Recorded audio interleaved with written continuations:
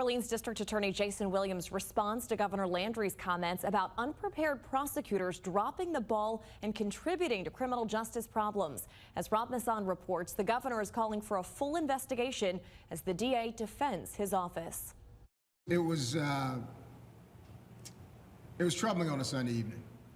It was deeply troubling on a Sunday evening because we are in the middle of a crisis. Jason Williams says some of his attorneys have actually fled the city after the escape of 10 inmates Friday, and he calls the governor's comments over the weekend a distraction. Prosecutors who dismiss cases and release violent criminals must be addressed. Governor Landry called for the AG to investigate a jailhouse breakdown that's put the public at risk, but he's also targeting the DA for allegedly not doing enough to speed up cases and prosecute several of the escapees for jailhouse attacks. Kendall Miles, Lenton Vanberg were charged with battery on correctional officers.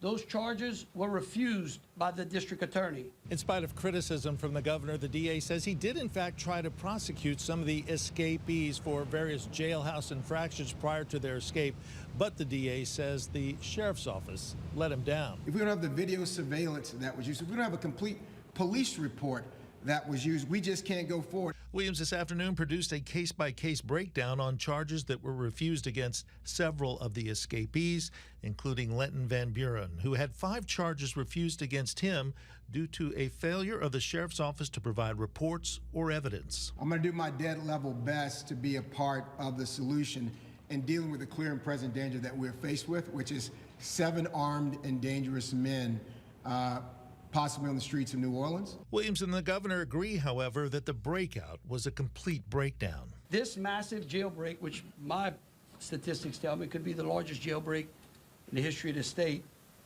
should never have happened. 10 men were in a single pod.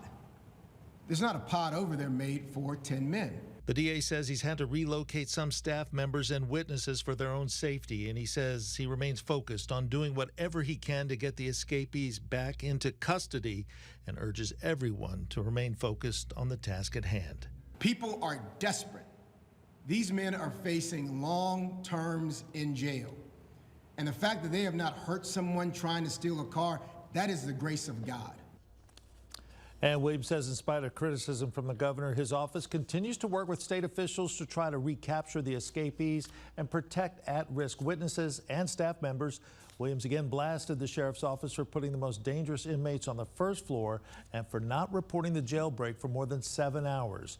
We reached out to Sheriff Hudson for comments on remarks from the DA and the governor about the breakdown in the jail system, and we have not gotten a response.